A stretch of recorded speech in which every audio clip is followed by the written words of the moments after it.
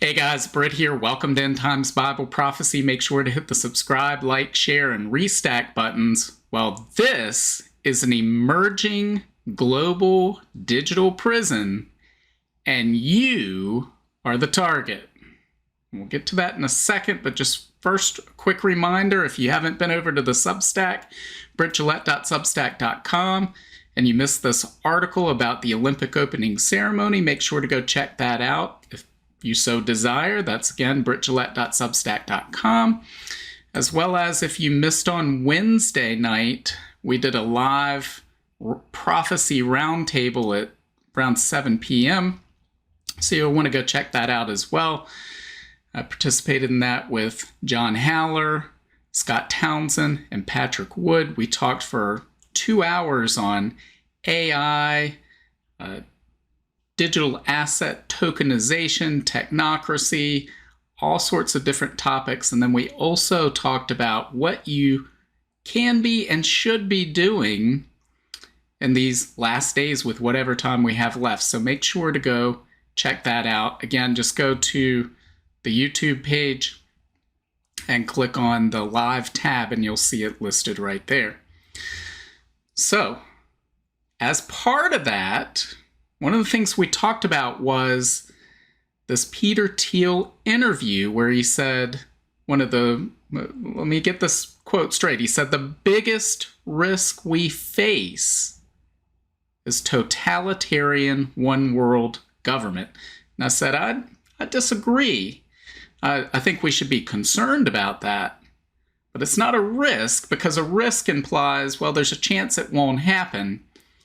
And there's zero chance that this won't happen. We will have a totalitarian one world government. The Bible tells us that, and the Bible's track record is 100% accurate. Let's take a look at this right here. It's from the book of Revelation, chapter 13, verses 5 through 8. It says, then the beast was allowed to speak great blasphemies against God. This is speaking about the Antichrist and his global government, this global empire he establishes. It says, and he was given authority to do whatever he wanted for 42 months. And he spoke terrible words of blasphemy against God, slandering his name and his dwelling, that is, those who dwell in heaven. And the beast was allowed to wage war against God's holy people and to conquer them. And he was given authority to rule over every tribe and people and language and nation. So his empire is global. And all the people who belong to this world worshipped the beast. They are the ones whose names were not written in the book of life that belongs to the Lamb who was slaughtered before the world was made. So this passage tells us there will be a global government with one man at the head of it, the Antichrist, and everyone whose name isn't written in the book of life, meaning unless you're a born-again Christian, anybody who isn't a born-again Christian, meaning they become one during the tribulation, because I believe the rapture will take today's born-again Christians off of the earth before this time, everybody else will worship the Antichrist.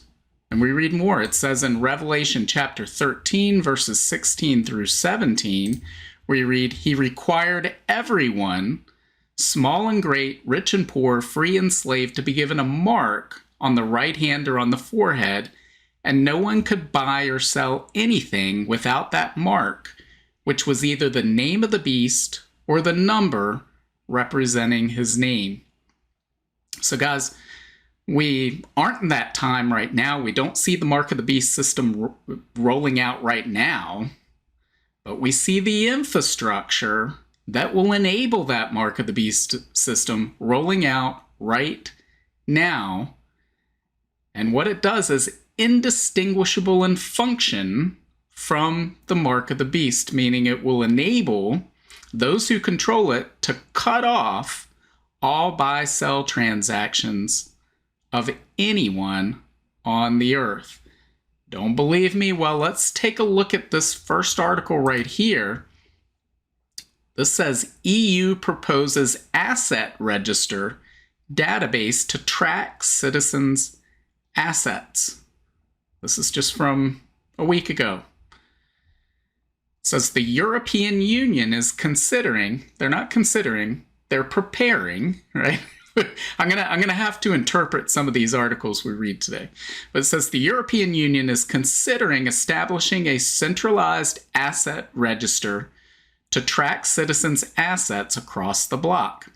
To this end, the EU has published a feasibility study for a European asset registry tender, allegedly intended to combat money laundering and tax evasion in the region. And we run across this word in articles all the time, intended, right?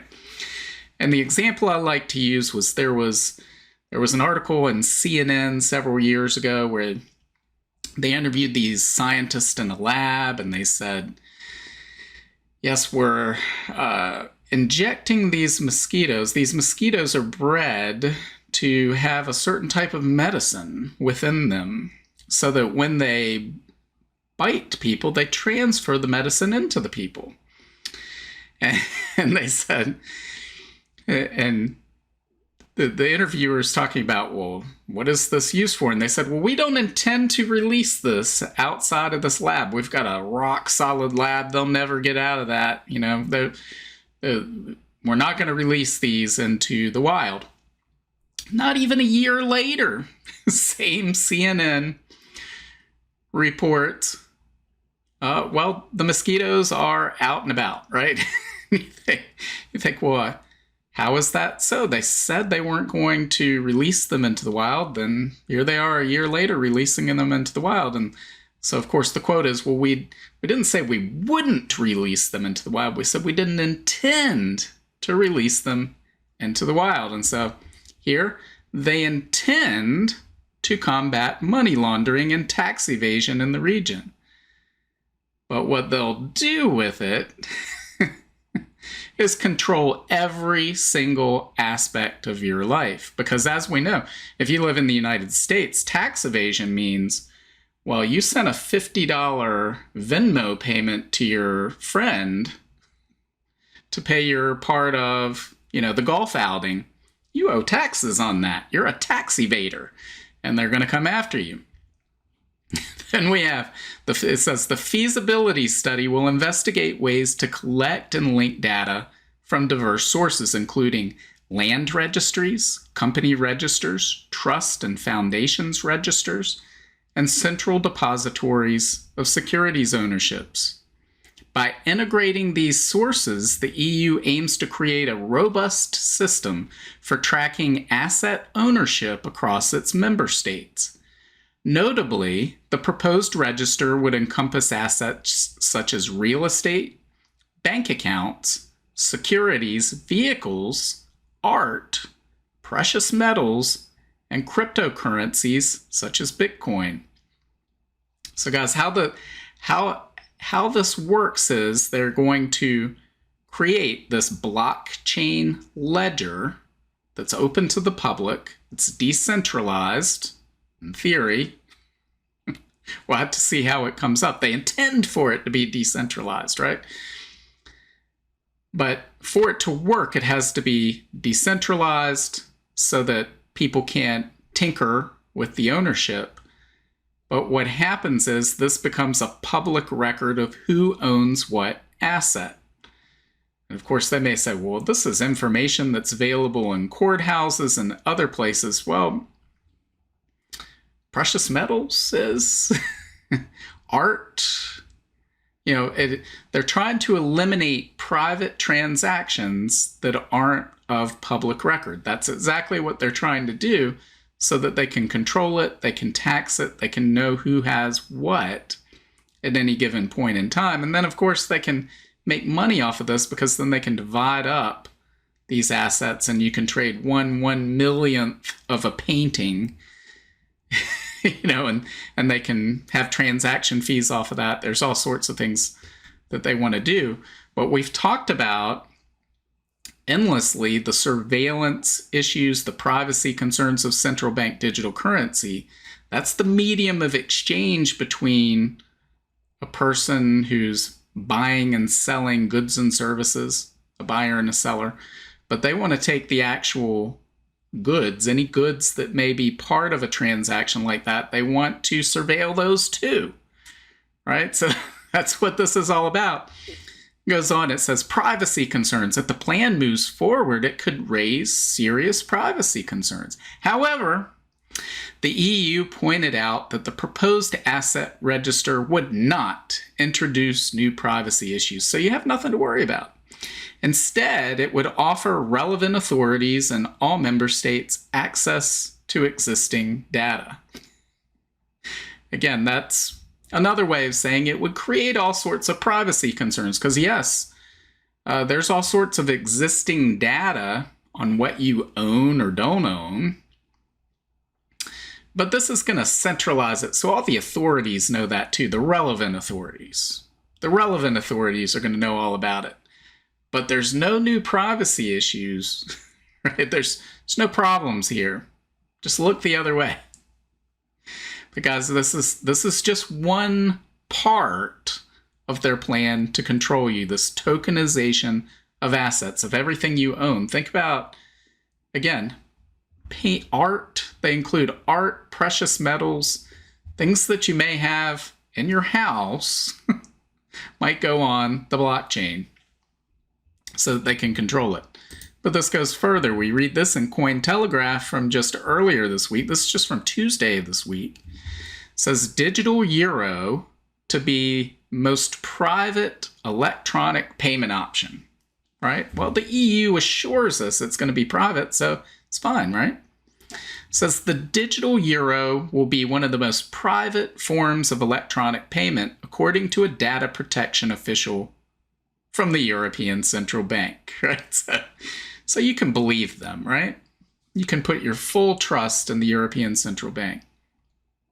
On October 2nd, 2020, the European Central Bank released a report laying the groundwork for its central bank digital currency, the digital euro. The digital euro has been in its investigation phase since October 2021, during which ECB officials and bankers hypothesized about its possible design and purpose, and I'm going to add, and devise ways to use it against you, right? And ways to control you with it. Are there more new and are there novel ideas for how we can use this to really control people? That's what they've been investigating.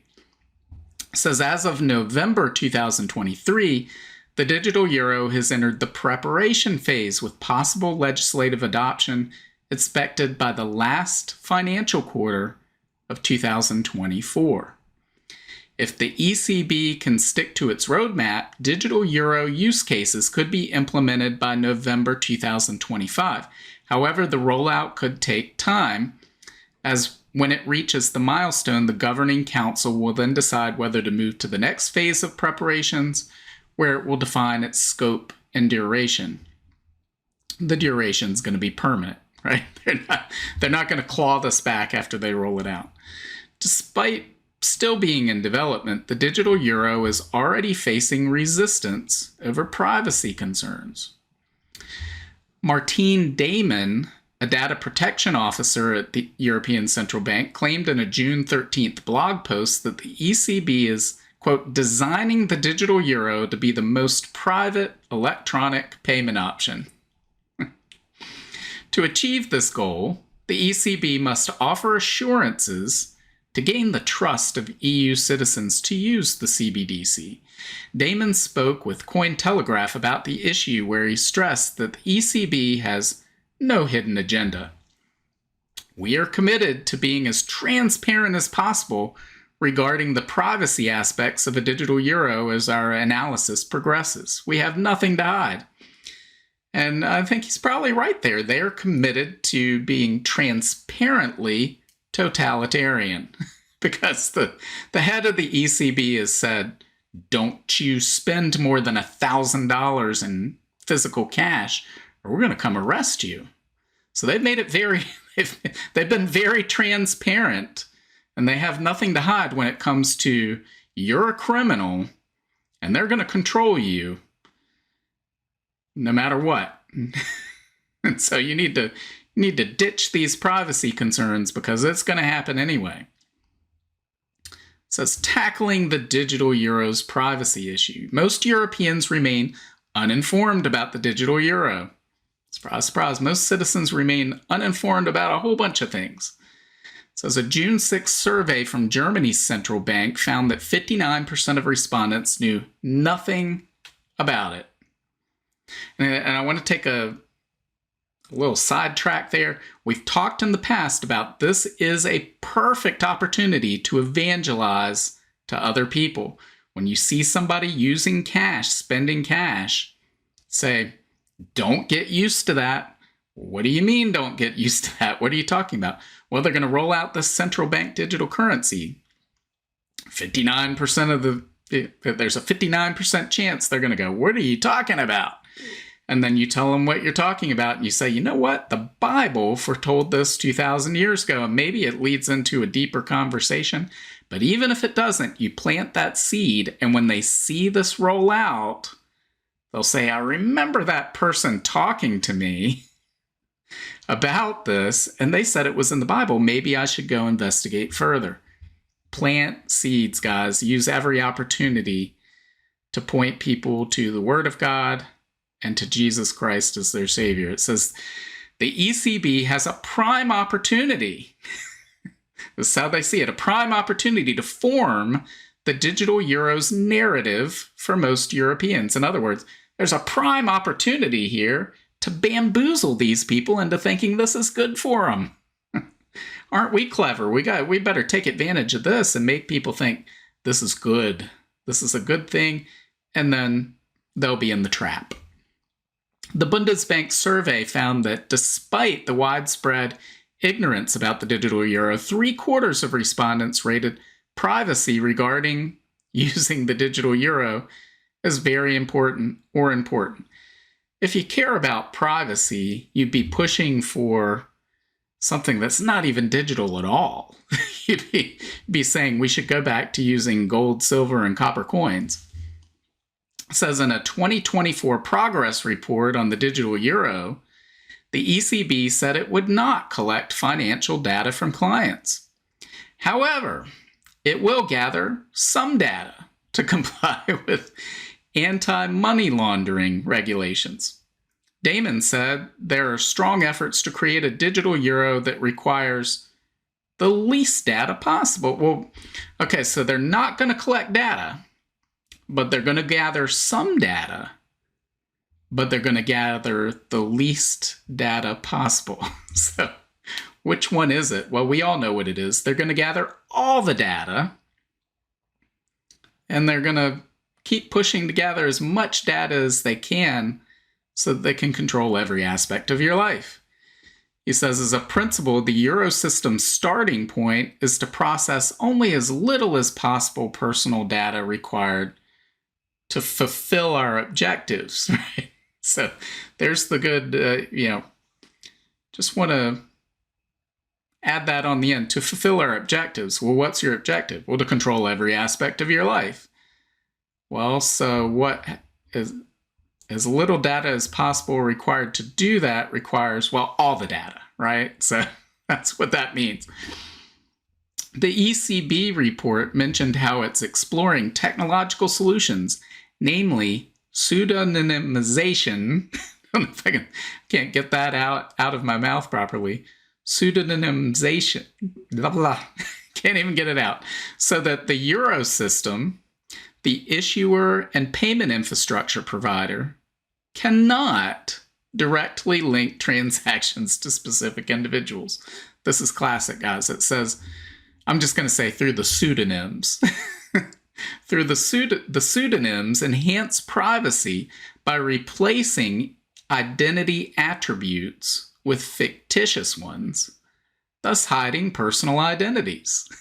Right? So it's sort of like saying, I'm going to send you a coded message, and every letter is going to correspond with a number, the number that it falls in the alphabet.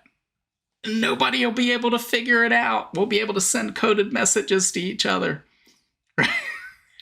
This is the most ridiculous thing. It says the process allows authorities to analyze data without being directly traceable to individuals, maintaining the data's usefulness in transaction processing while protecting individual privacy.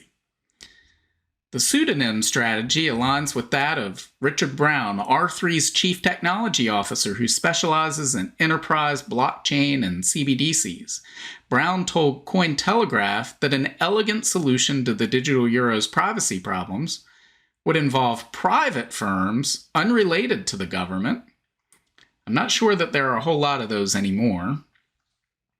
Managing customers' direct commercial relationships. So in other words, they're saying the banks, you'll have your Wells Fargo and your JP Morgan, and they'll set up the accounts so they'll know your identity as personally identifiable data. He said that the identifiable data would be kept away from the core record of financial transactions known as the ledger, so that data wouldn't be connected to these digital euros that are transacting back and forth. It would only be at those banks. Brown said the ECB would only provide the core infrastructure and ledger for a digital euro, while private firms would act as wallet providers. This infrastructure, quote, would ease privacy concerns, especially if privacy promises were backed by the force of law. So, hey, they're promising, right? It's okay. We've never had any big corporations, collude with the government to give them your information illegally or anything like that. It's never happened before, so we can be assured we're fine here. It says the ECB pseudonym approach follows this route as the payment service providers in charge of handling citizens' data would have a segregated data stream with the euro system, making it impossible to directly identify end users or link any of the data it processes to a determined end user. So, there's no way there would be, say, a data breach at one of these banks, right, where your personal information would be compromised. There's no way that's going to happen. I know it happens 10 times a month now. But once they implement this, it's going to be securely locked in at that place. And so 5 minutes after they launch this thing, there's going to be a data breach. And everybody will be able to look at the blockchain and go, look at what my neighbor's been buying. Wow, look at all that Ned bought last week. I can't believe he bought those things. What was he doing in that part of the country? And all of your data will be out there. This is empty promises. It's worse than that. It's outright lies. It says concerns remain that governments could have a backdoor into user data. Yeah, as some information needs to be shared with authorities to satisfy anti-money laundering regulations. Well, some of the information needs to be shared. Right. Damon acknowledged the concern, but said that a number of mechanisms would prevent this from happening. The euro system would not be technically able to directly identify digital euro users, track their payments, nor be legally allowed to do so, nor would it have a commercial incentive as a public institution. Well, they may not have a commercial incentive. How about a power incentive and an abuse incentive? How about a lording over everybody incentive? Damon said that the ECB will adhere to the digital euros legislation. The proposal explicitly prohibits us from processing personal data to directly identify users. Well, that does it for me. It explicitly prohibits them. So there's no way they'll do it, right? No way at all.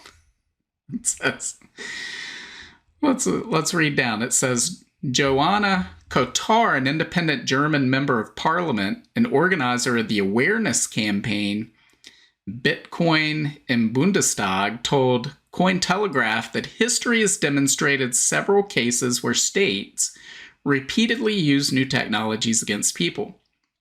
Kotar said, Risks are succinctly dismissed concerning legal frameworks that are supposed to rule out any abuse. She noted how the ECB does not mention that such laws can be rewritten or circumvented, and I would add, or outright ignored. How many laws are just being ignored today? I believe that blind faith in the ECB is reckless, no matter what political promises have been made. Absolutely. Says Josh Swihart, CEO of Electric Coin Company, which created the privacy coin Zcash, claims that the CBDC design allows users to have visibility into balances and transactions and to be able to take actions such as blacklisting addresses or freezing funds. He told Cointelegraph that under such a structure, complete financial privacy isn't guaranteed. No doubt, that's a no-brainer. He highlighted how governments could mandate the use of their centrally controlled currency and suppress alternatives such as privacy-protecting crypto. The ECB has repeatedly stated that the digital euro is not intended to substitute other payment solutions, and that a government mandate won't enforce the use of the CBDC. So they don't intend to force you to use this, right? They don't intend to do that.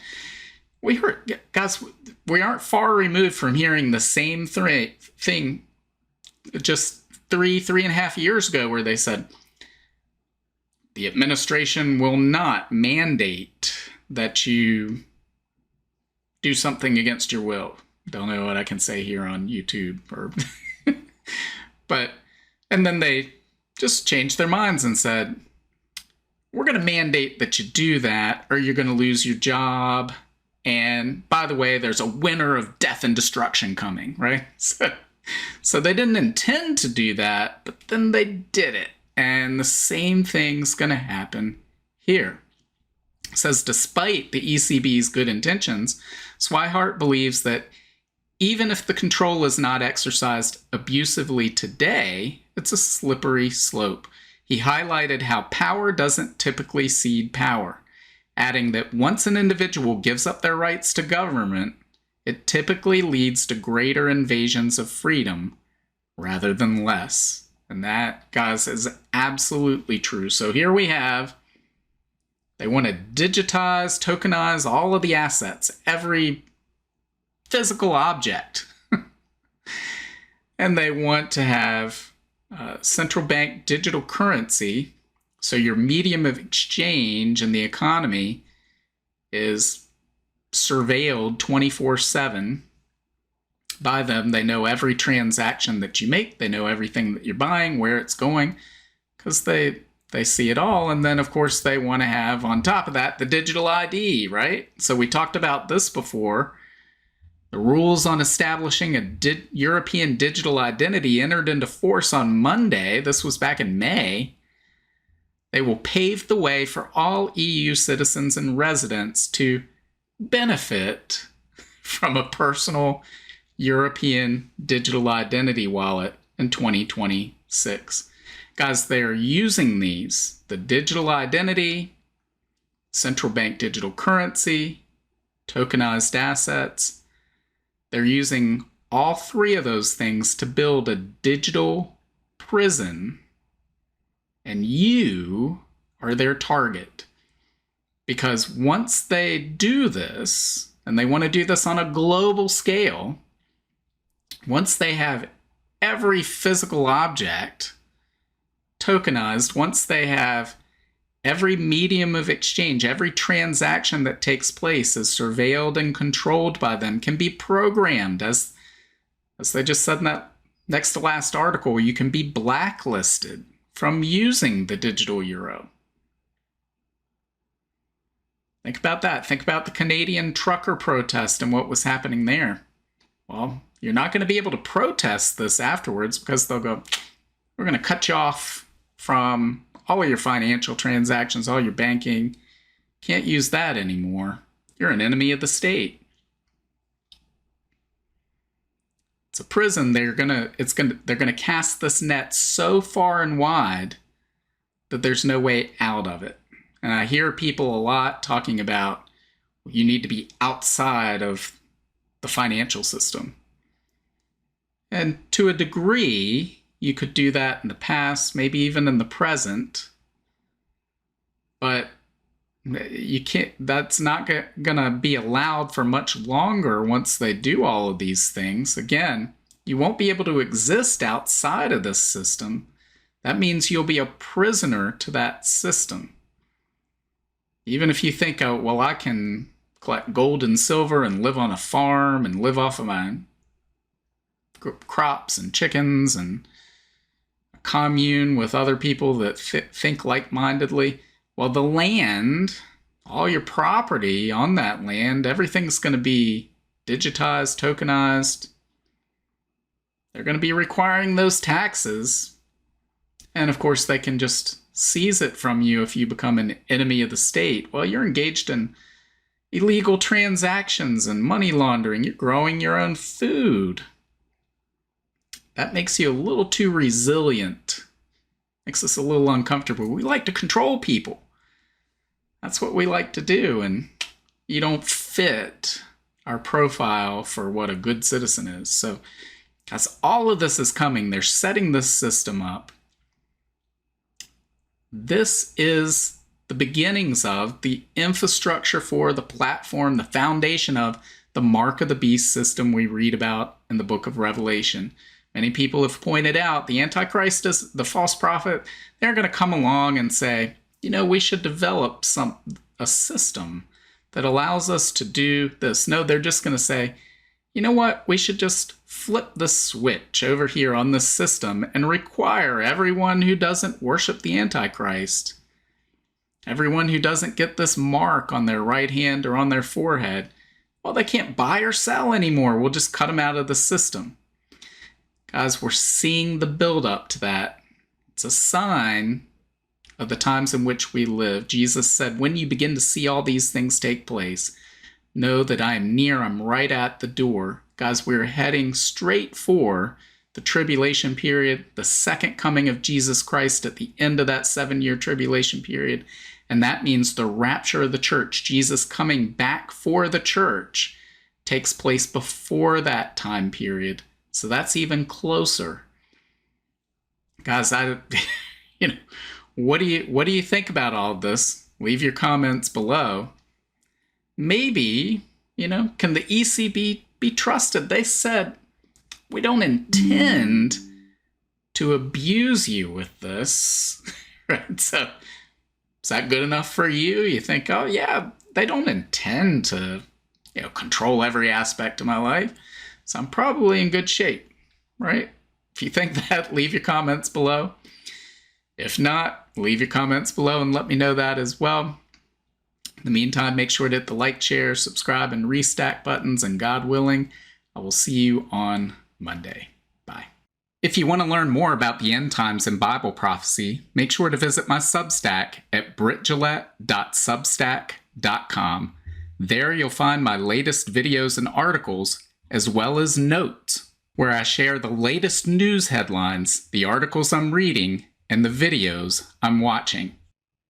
Subscribe for free, and each new post on Substack will be sent directly to your email. Just scroll to the bottom of the homepage and hit the subscribe button. As an added bonus, your first welcome email will include a link to a copy of my free ebook, 7 Signs of the End Times. Also, make sure to check out all of my books. Just look up Britt Gillette on Amazon, Barnes & Noble, Apple iBooks, Google Books, Kobo, or anywhere books are sold. Thanks for watching today, and until next time, keep your eyes fixed on Jesus, the author and perfecter of our faith.